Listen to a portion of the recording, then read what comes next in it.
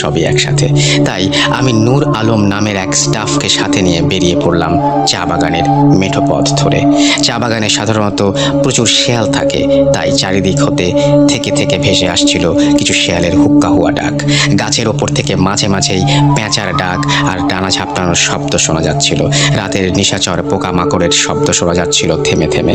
বাতাসে গাছের পাতা ঘষার শব্দ কানে আসছিল, তবে কোথাও জনমানবের কোনো চিহ্ন ছিল না। পরিবেশটা যথেষ্ট পরিমাণে গা ছমছমে ছিল, যদিও তবু এটিকে উপভোগ করতে করতে সামনে এগিয়ে যাচ্ছিলাম। ভয়টাই মনে কিচ্ছু ছিল না তখন। পূর্ণিমা না হলেও বেশ চাঁদের আলো ছিল। চা বাগানের গাছের মাঝে বড় বড় ছাউনিওয়ালা গাছের ছায়ায় রাস্তাটা আধো আলো আধো অন্ধকারে ঢেকেছিল। তবে মাটির রাস্তাটা বেশ দেখা যাচ্ছিল। যথারীতি রেডিওর খবর শুরু হলো। শুনছি আর হাঁটছি। হাঁটতে হাঁটতে প্রায় মিনিট 15 মতো দূরত্ব পার হয়েছি। সিগারেটটা শেষ হয়ে যাওয়াতে আর একটা সিগারেট জ্বালালাম। নূর হোসেনকে জিজ্ঞেস করলাম, কিরে ভয় পাচ্ছিস নাকি? সে কোনো উত্তর করলো না, শুধু ঘাড় নেড়ে বোঝালো না। হঠাৎ চাঁদের আলোয় দেখলাম সামনে থেকে প্রায় 6-7 ফুট উঁচু 4 জন লোক সাদা লম্বা পোশাকে আবৃত হয়ে একটা কফিনের মতো কিছু একটা নিয়ে আমাদের দিকে আসছে, এবং তাদের পেছনে আরো 10-12 জন একই আকৃতির এবং একই পোশাক পরা লোক হেঁটে আসছে। দেখেই মনে হলো হঠাৎ কেমন যেন একটা শীতল অনুভূতি ফিল করলাম।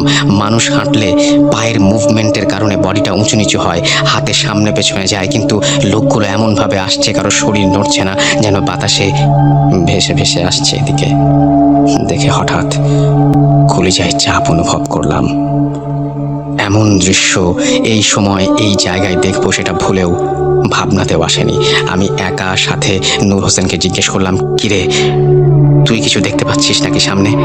সে উত্তর দিল, না। আমি বললাম, এত রাতে কোনো মানুষ মারা গেলে তো কাউকে দাফন করে না, সকালে সকালে দিবে বা দিনে দিবে। তাহলে এরা আসলো কোত্থেকে? লাশ দাফন করতে যাচ্ছে, কিন্তু সাথে একটা লাইট, টর্চ, হ্যারিকেন কিচ্ছু নেই। কিরে? নূর হোসেন নীরব, কোনো উত্তর নেই তার। দেখতে দেখতে কফিনগুলো সহ লম্বা অবয়বগুলো আমাদের পাশে আসলো। আর ঠিক সেই মুহূর্তেই রেডিওতে চালানো খবরটা হঠাৎ ঝিরঝির করতে লাগলো। মনে হলো চ্যানেলটা হঠাৎ করে রেডিও সিগন্যাল হারিয়ে গিয়েছে। কিন্তু এটা কিভাবে সম্ভব? এতক্ষণ ফুল ক্লিয়ার ভাবে অনুষ্ঠান চলছিল, 1 সেকেন্ডের মধ্যে সিগন্যাল নেই। এটা ভাবতে ভাবতেই ওই 4 জনের হাত থেকে কফিনটা একদম আমাদের পাশে এসে পড়লো বিকট শব্দে, আর কফিনের ঢাকনাটা খুলে গেল। ভেতর থেকে বেরিয়ে এলো লাশের মুখ। এ যেন কেউ না, আমার সাথে বের হওয়া নূর হোসেন, যে এতক্ষণ আমার সাথে ছিল। এটা তো তারই লাশ। লাশটার মুখ পোড়া, বিভৎস। বুকের ভেতরটা ঝ্যাঁত করে উঠল। ঠিক তখনই আমার নাকে ভেসে আসতে লাগলো ভয়ঙ্কর মাংস পচা বোটকা গন্ধ। কতটা ভয়াবহ ছিল সেই গন্ধটা, সেটা শব্দ দিয়ে বোঝানো সম্ভব নয়। আমি আমার জীবনে এত ভয়াবহ গন্ধ কোনোদিন পাইনি। যখন জায়গাটা শুনশান, নীরবতা, সমস্ত পাখির ডাক, শেয়ালের শব্দ সব যেন একসাথে বন্ধ হয়ে গেছে। তখনও আমার হাতে সিগারেট জ্বলছে। কফিনের সাথে অবয়বগুলোর দিকে তাকিয়ে যেতেই বুঝতে পারলাম প্রত্যেকের মুখ পোড়া, বিভৎস। কারো চোখ নেই, মুখমণ্ডল নেই, সম্পূর্ণই পোড়া।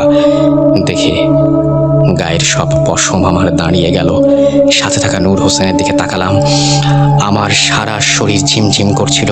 হঠাৎ এতটা মানসিক চাপ নিতে না পেরে পড়ে যাচ্ছিলাম, তাই নূর হোসেনের হাতটা ধরতে যাচ্ছিলাম শক্ত করে। কিন্তু একই, আমার হাত তার শরীর ভেদ করে এপার থেকে ওপারে চলে গেল।